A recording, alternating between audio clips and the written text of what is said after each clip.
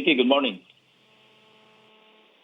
All right, Senator, let's start with this. The junk terror bill, sir, anti-terrorism bill has been trending on social media. Were you surprised, sir, with the kind of opposition, concern, criticism it's been getting from lawmakers, from lawyers, from students, from artists, and other individuals? I'm not surprised at all because we went through the same ordeal when I was sponsoring the national ID system or the PhilSys. There were so much arguments, so many arguments against the passage of that bill. But as time passed by, we realized that without a national ID system, we'll do more disservice than service to our country and our people. You have been saying, sir, that there's a lot of disinformation on this anti-terrorist bill. Let me start with Section 4, and then I want to go, sir, to a part of Section 4 that also needs to be looked into. First is, of course, who can be tagged as terrorists. No, you have A, B, C, D, E, and let me just go on A. The first one, sir, engages in acts intended to cause death or serious bodily injury to any person or endangers a person's life. Can you just explain this to us, sir? Yes, that is as clear as it is written. No? But what the critics fail to include are the other portions of that particular section, such that meron diyang caveat when the purpose of such act, and any one of the enumerated five, yung definition of terrorism, when the purpose of such act by its nature and context is to intimidate the general public or a segment thereof, create an atmosphere or spread a message of fear, to provoke or influence by intimidation the government or any international organization, or seriously destabilize or destroy the fundamental political, economic, or social structures of the country, or create a public emergency or seriously undermine public safety. And then down below, there's another provision, provided that terrorism, as defined in this section, shall not, as defined in this and I would section, like to highlight shall not include advocacy, protest, dissent. This is so provided in the Bill of Rights of the Philippine Constitution, 1987 Constitution, particularly Section 4. I understand that, sir. Actually, that's where I was going to go. Kasi paminsan, sir, hindi na-highlight yung exemption. Basically, that's the exemption. I'm just going to read that. I hope we can put that up on the screen. Provided that terrorism as defined in this section shall not include, as you mentioned, sir, advocacy, protest, dissent, stoppage of work, industrial or mass action, and other similar exercises of civil and political rights which are not intended to cause death or serious physical harm to a person, to endanger a person's life, or to create a serious risk to public safety. Okay, let me go there, sir. Here's my question on that. I want to give you an example, sir. What if there is a protest, which is supposed to be an exemption here? However, sir, it caused death or physical harm to a person, or endanger a person's life, or created a serious risk to public safety. Would that constitute an act of terrorism? No, not at all. We will go back to the provision qualifying such act by its nature and context. We'll go back to the intent and purpose of the act of terrorism. A simple, protest action or speaking against the duly constituted authority or speaking against the government will not constitute. But, Pinky, we are trying to avoid a situation where a peaceful rally is infiltrated by terrorists. And it will cause harm or death to not only to the institution or the critical infrastructure that we mentioned here, but to the same rallies, peaceful rallies. And if it is established that the intent and purpose by its nature and context talagang terrorism o terrorist act yung gagawin, then it could fall under this provision. But that has to be proven, sir. Yung caveat na sinabi nyo in the beginning. Kailangan po nandun yun.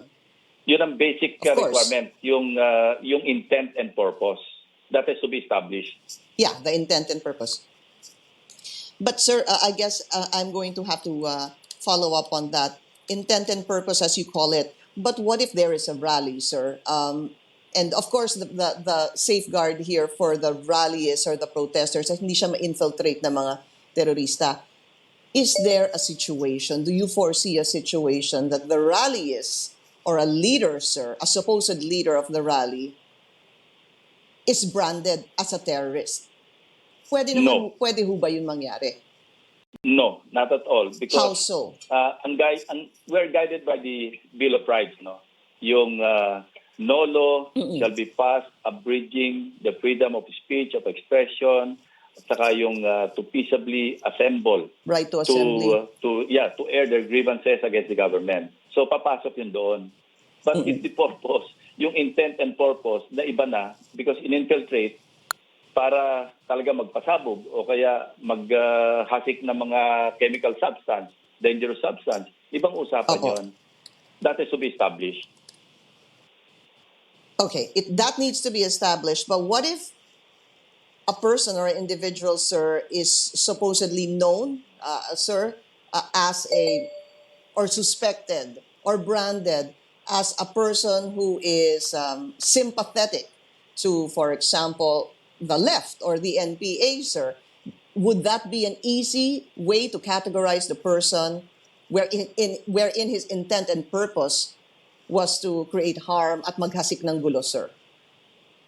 No, not because if the rally is held peacefully, tapos legitimate yung or peaceful yung assembly, maski mayroong masaktan dyan, maski may ma-vandalize o may masira na mga infrastructure, kung ang intent and purpose is parang incidental lang yung pagkasira, do sa ang purpose ay mag-air ng grievances, then it will not fall under this proposed measure.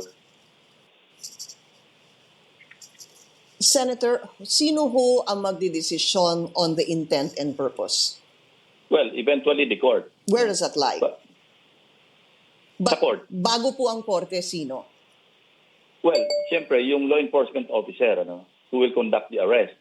Kasi kasama rin dito sa warrantless arrest, which again, I will reiterate, na present din yung mga elements doon sa pag-commit ng any other crime, like physical injuries, o kaya simple theft, vandalism, pwede mag-arrest. So hindi lang naman dito lumabas yung provision sa warrantless arrest. It's been there, yung Rule 113 sa ating mga statutes. So hindi ito bago, Pinky. Hindi ito bago. But the Anti-Terrorism Council, check and balance, sir, Pinky, once the police officer brings the person for inquest, ang first stage is for the inquest prosecutor to determine kung merong basihan yung pagpapile ng kaso ng violation ng Anti-Terrorism Act. If he does not find any basis at all, then he will order the release of the person or further investigation or outright dismiss the case. And then after that, if the fiscal or the prosecutor finds probable cause, they will have to, or he will have to file the criminal complaint or yung tinatawag na information. And after that, the court will have to determine, magkakaroon pa ng judicial determination of probable cause before the court would issue a warrant of arrest. And then eventually, during the trial, it has to be proven beyond reasonable doubt. Yeah. I understand that, sir. Okay. Pero ito pong Anti-Terrorism Council, I wanted to clear this up with you, sir. Or before siguro we actually talk about that. Who determines, sir, first and foremost, that a person is a suspected terrorist? Sino ho ang magsasabi na ang isang tao ay isang suspect? Is it the ATC, sir, or the Anti-Terrorism Council? No. Walang judicial and extra or quasi-judicial powers ang ATC under the proposed measure. Ang magdidetermine nun, yung nasa front line, yung police officer. And if he wrongfully arrest a person on the basis of his, parang personal knowledge or opinion na terrorist violation ng Anti-Terrorism Act yung kanyang ginawa, yung Anti-Terrorism Council will still determine kung tama yung pagka-aresto. Let's put it this way, Pinky, this is purely administrative. Suppose a police officer in a precinct, assigned in a precinct, arrests a person, a suspected terrorist. The chief PNP or the regional director can override him and tell him, you are not supposed to arrest that person because hindi yan papasok sa violation ng Anti-Terrorism Act. So you might as well release him. So kasi we are not giving full discretion to the police officer who conducts the arrest. Merong layers yan na pwede siyang i-override. Pero these are administrative acts, not judicial or quasi-judicial. Okay.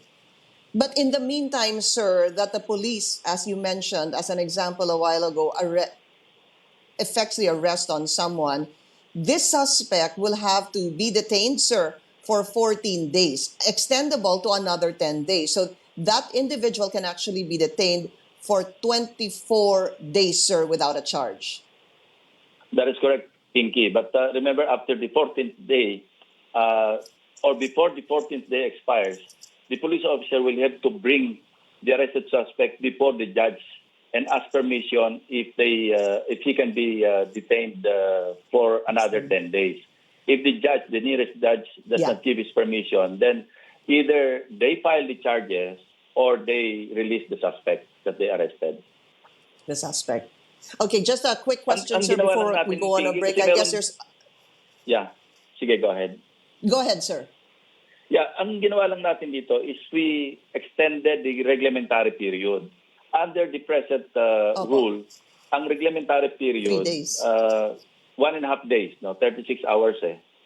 So why did we extend it? Kasi itong anti-terrorism, yung Terrorist Act, sui generis ito eh. It can be considered as a class of its own, dahil ang damage na nagagawa nito sa buhay at saka sa infrastructure, mas matindi kaysa other ordinary crimes. Now, we extended it because other jurisdictions have longer reglementary periods. Like Malaysia, for example, 59 to 2 years. Yung Indonesia, 21 days to 120 days. Yung Singapore, at saka yung Maldives, 730 days up to indefinite. Yeah. And so forth and so on. So we adopted the most lenient, yung Australia and Sri Lanka, na 14 days. Actually, during the public hearings, yung law enforcement agencies were requesting me as the chair to give them 30 days because sa tingin nila, that's enough. That's the time that they need to build up the case, to gather enough evidence to secure or ensure a conviction. But I did not allow them because sabi ko sa kanila, mahirapan ako i-depensa kung ganyan kahaba. So we adopted the Australian reglementary period of 14 days. All right. The hashtag hands off our students trends online after reports of fake profiles of UP students surface on Facebook. We're going to ask Senator Panfilo Ping Lacson about this. We'll be right back.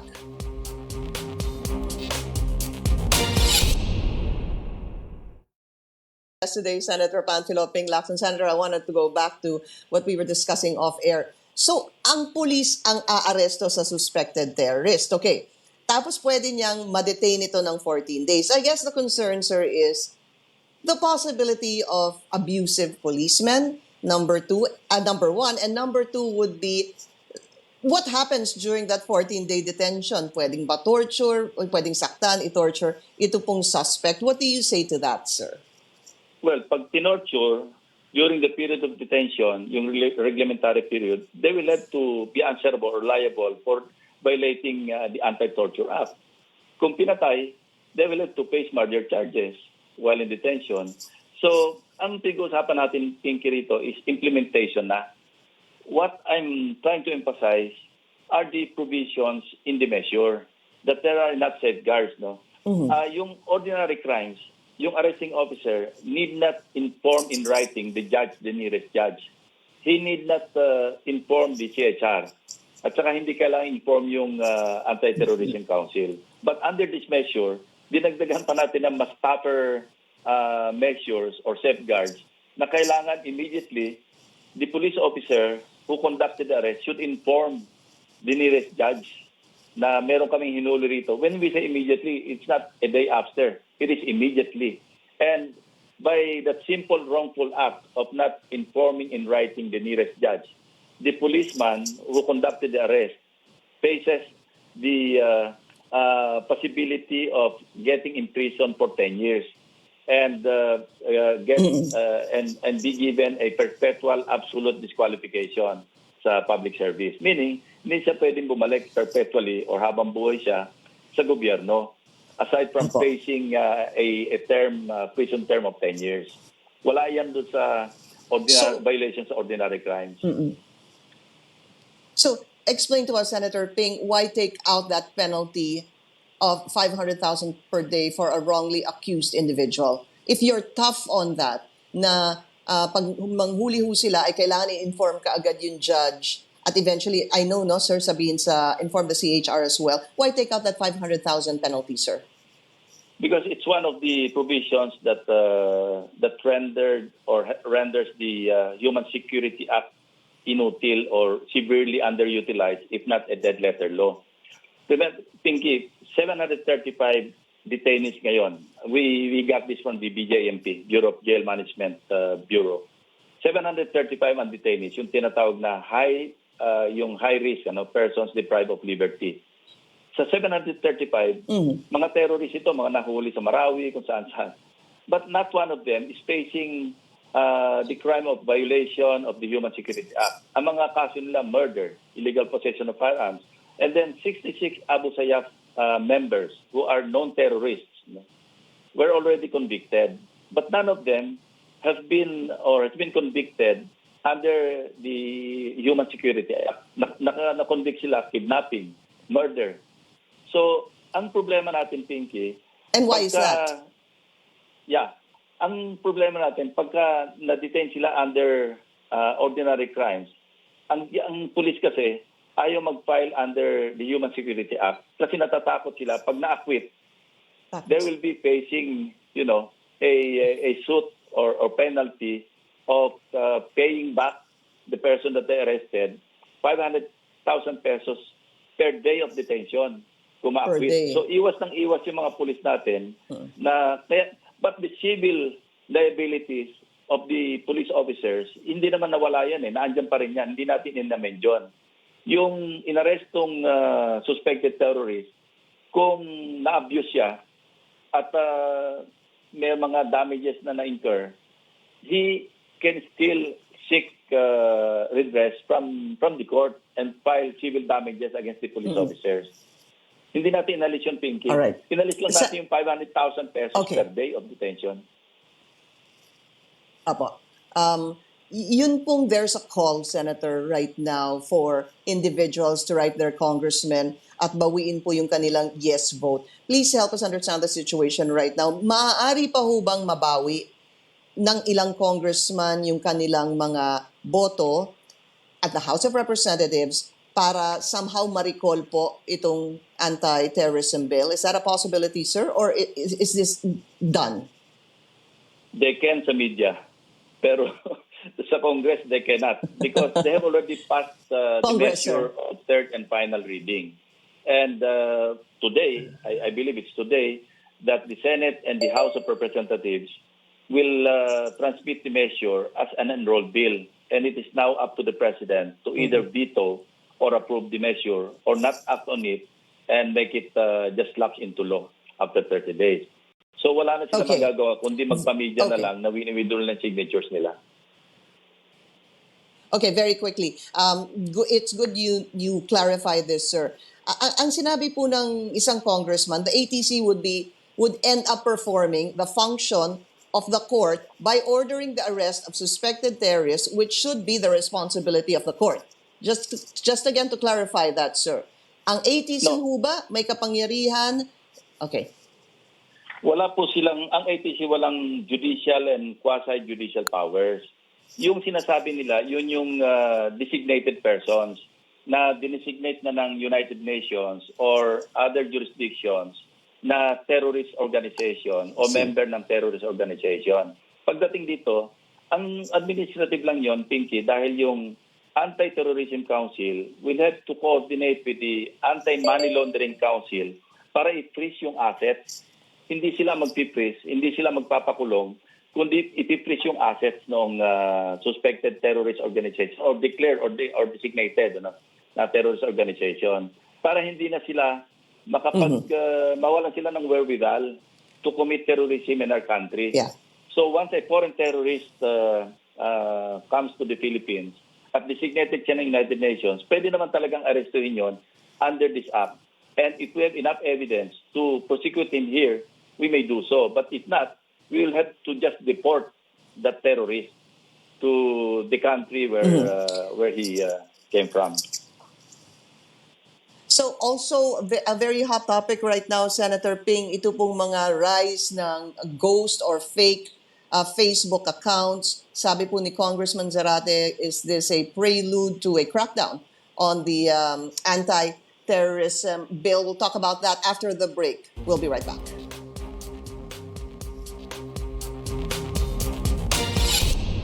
Mga fake o ghost FB accounts, kayo ho ba ay nababahala dito? Nakakabahala in the sense na pwedeng kasama yun sa scare tactics. For all we know, yung kumukontra niya yung nagpapakalat niyan para matakot yung mga tao by dishing out disinformation. But Pinky, maliwanag naman dito, nakasulat lahat, this is a public document na pwedeng basahin ng mga tao to see for themselves kung totoo ba yung disinformation, yung mga information lumalabas para ma-influence sila na kumontra rito. So for all we know, sila rin may gawa niyan, part ng scare tactics nila yan, na mag-post sa Facebook o sa social media ng mga panakot. Remember, makakita tayo ng mga nagde-demonstrate, di ba? Activism is terrorism. Where in the world? Ipakita nila sa amin dito sa proposed measure kung ang activism ay terrorism. Doon pa lang po, tapos sinasabi, no to warrantless arrest. Lahat ng crimes merong warrantless arrest, umiiral na yan, wala naman tayong dinagdag, wala naman tayong binawas. So ito yung mga disinformation campaign na kumakalat ngayon. And kaya nga sabi ko, ibalik ko sa kanila, baka sila rin may gawa niya mga trolls na nananakot, na may mga dadamputin. All right. Senator, very quickly lang po yung timing. It's always been asked over and over again, but let me just put some factors in. There was no time for amendments at the lower house. Isa po yun because nga the President certified this as urgent at inadopt po yung Senate version. Sabi po ni Vice President Leni Robredo, it should follow the correct process. No railroading. If you railroad it, why? And then, sir, questions on human rights, alleged human rights violations due to the war on drugs, alleged abuses during the lockdown. Sir, all this coming together, what do you tell the public? And then now we have this anti-terrorism bill. Let's go to the basics. Yung nasa law, yung mga provisions, yung mga safeguards. While the proposed measure may be tough, but we've inputted even tougher safeguards which are not present doon sa mga ordinary crimes na part na ng law of the land. Yung railroading, inipisa namin sa Senate ito, Pinky, I think October 2018, 17 Congress pa. And then it went through, so many days of interpellation, period of amendments, and so forth and so on. Okay. Ito na lang po yung siguro mabilis lang po sa COVID-19 government's response, sir. All these controversies surrounding Secretary Duque, such as, sir, yung lumabas nga sa Senado, hindi nabayaran kaagad yung mga health workers na dapat makatanggap ng 1 million doon po sa pamilya ng namatay, 100,000 doon sa severely affected, yung pong first wave, second wave, and all these other issues, OFW, sir. Is Senator Francisco Duque still fit to be head of the Department of Health? Well, I don't see him to be fit and qualified or competent enough to continuously head the department. That's why 40 senators, including myself, called for his resignation. And I think our in his leadership style. So I think he should just go for the sake of the victims of the pandemic, for the sake of the department. All right. Senator Panfilo Ping Lacson, sir, it's good to talk to you. Take care, sir. Thank you very much. Thank you.